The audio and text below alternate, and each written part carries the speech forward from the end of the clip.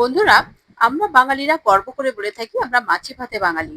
মাছ হলে আমাদের আর কিচ্ছু চাই না। তো আর সেটা যদি স্পেশালি নদীর মাছ হয় তাহলে তো কোনো কথাই নেই। আজকে আমি সেই রকমই একটি মাছের রেসিপি তোমাদের সঙ্গে শেয়ার করতে চলেছি।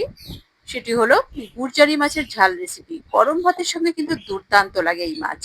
হ্যালো এভরিওয়ান, আশা করছি তোমরা সবাই খুব ভালো আছো, সুস্থ আছো, নিজেদের খেয়াল রাখছো। বাই দ্য ওয়ে, আমি দীপালি। তোমরা দেখছো তোমাদের চ্যানেল মায়ের আদরে রান্না। তাহলে চলো শুরু করা যাক।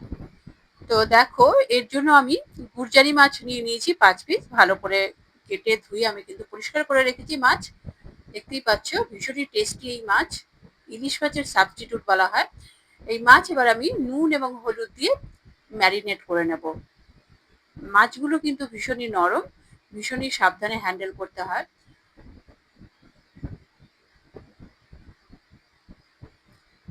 দেখো, সমস্ত মাছগুলোই কিন্তু আমাদের ম্যারিনেট করা হয়ে গেছে। এবার আমি 10 মিনিট মতো মাছটা রেখে দেবো। এই সময়ের মতো আমি একটি মশলার পেস্ট বানিয়ে নিচ্ছি। এই সময়ের মধ্যে এর মধ্যে দিয়ে দিলাম 1 চামচ কালো সর্ষে, 1 চামচ সাদা হলুদ সর্ষে, 1 চামচ পোস্ত এবং দিচ্ছি ঝালের জন্য 3টি কাঁচা লঙ্কা। ঝালটা তোমরা তোমাদের টেস্ট অ্যাকর্ডিং ব্যবহার করবে। এবং এর সঙ্গে দিয়ে দিচ্ছি কিছুটা পরিমাণ ধনেপাতার ডাঁটা। এতে কিন্তু টেস্ট ভীষণই ভালো আসে, ফ্লেভারও ভীষণ ভালো আসে। এবং আর দিয়ে দিলাম 4টি কাজু বাদাম এবং সামান্য নুন। নুন দিলে কিন্তু সর্ষে বাটার পর যে তেতো ভাব থাকে সেটা কিন্তু একদমই আসে না। এবং কাজু বাদাম দিলে কিন্তু মশলাটা পেস্ট হতে সহায়তা করে এবং খেতেও ভীষণ ভালো লাগে। তো দেখো, আমি কিন্তু একটা ফাইন পেস্ট বানিয়ে নিয়েছি, দেখতেই পাচ্ছ। এছাড়া আর কোনো রকম মশলা কিন্তু আমি ব্যবহার করব না। তো দেখো, এরপর আমি ফ্রাই প্যান বসিয়ে দিয়েছি গ্যাসে। এতে দিয়ে দিলাম 2 চামচ সর্ষের তেল। সর্ষের তেল ভালো করে গরম করে নিয়ে আমি কিন্তু এর মধ্যে মাছটা ভেজে নেব।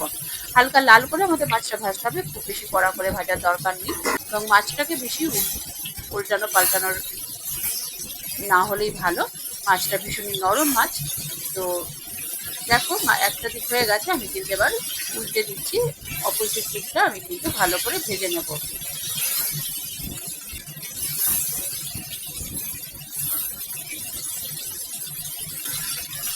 তো দেখো, আমাদের আরেকটা দিকও ভাজা হয়ে গেছে। আমি কিন্তু দেখিয়ে দিলাম। এবার কিন্তু আমি মাছগুলোকে তুলে নিচ্ছি। তোমরা রেসিপিটি দেখতে দেখতে চ্যানেলে যারা নতুন এসেছো তারা চ্যানেলটিকে সাবস্ক্রাইব করে বেল আইকনটি প্রেস করে রাখো, যেন পরবর্তী নোটিফিকেশন সবার আগে তোমার কাছে পৌঁছায়। সমস্ত মাছগুলোই কিন্তু আমাদের ভেজে তোলা হয়ে গেল, দেখতেই পেলে।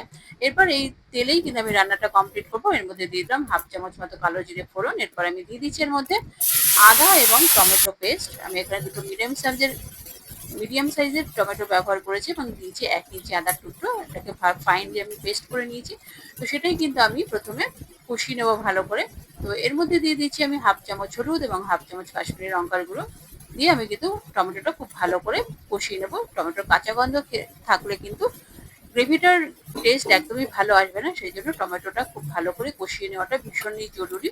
মিডিয়াম টু লো ফ্লেমে কিন্তু আমাদের টমেটোটা কষাতে হবে।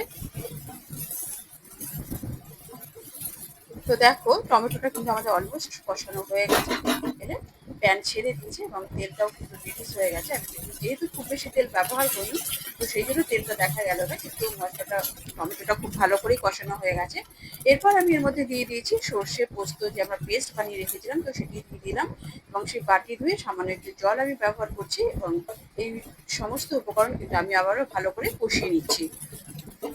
এটা কিন্তু কন্টিনিউ নাড়তে থাকতে হবে, নাহলে কিন্তু কড়ার তলা ধরে যেতে পারে বা পুড়ে যেতে পারে। তো তোমরা চেষ্টা করবে যে ননস্টিকের প্যান ব্যবহার করা, তাহলে কিন্তু ভালো হবে, সুবিধা হবে আর কি মশলা কষাতে। তো দেখো, আমাদের কিন্তু মশলা কষানোর পর আমি কিন্তু এর মধ্যে ব্যবহার করেছি গরম জল। তোমরা চেষ্টা করবে গরম জল ব্যবহার করা, এতে কিন্তু গ্রেভির টেক্সচার এবং টেস্ট ভীষণই ভালো আসে। এবং কুকিং প্রসেস থেমে যায় না বলে রান্নাটাও খুব তাড়াতাড়ি হয়। তো দেখো, জল দেওয়ার পর আমি কিন্তু 2-3 মিনিট ভালো করে ফুটিয়ে নিয়েছি। এরপর আমি এর মধ্যে যে মাছগুলো ভেজে রেখেছিলাম, তো সেইগুলোই কিন্তু আমি এর মধ্যে দিয়ে দিয়েছি।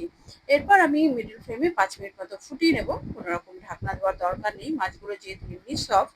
তো কুকিং হতে আমাদের কিন্তু বেশি সময় লাগবে না। 5 মিনিট পর আবারও কিন্তু মাছটা একটু উল্টে পাল্টে দিচ্ছি, যেন প্রসেসটা ভালোভাবে কুক হয়ে যায়। এরপর আরো 2 মিনিট কিন্তু আমি ফুটিয়ে নিয়েছি। এরপর আমি এখানে ব্যবহার করব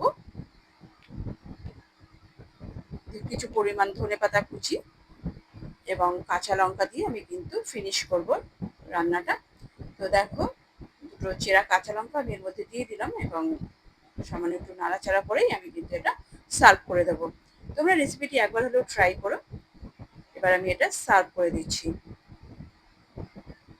গরম ভাতের সঙ্গে কিন্তু দুর্দান্ত লাগে। তোমরা একবার হলেও কিন্তু রেসিপিটি ট্রাই করো। ট্রাই করে আমাকে কমেন্ট করতে ভুলো না তোমাদের কেমন লাগলো।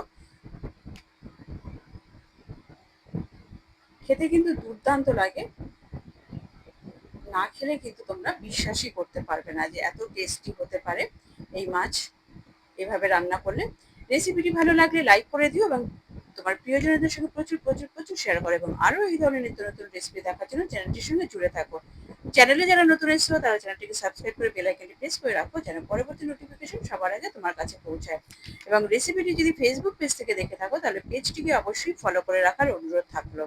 দেখতেই পাচ্ছ কতটা লোভনীয় লাগছে এবং কতটা টেম্পটিং। দেখো, খেতে কিন্তু দুর্দান্ত হয়েছিল। তোমরা কিন্তু একবার হলেও রেসিপিটি ট্রাই করো। পরবর্তী এপিসোডে দেখা হবে। নমস্কার, ধন্যবাদ।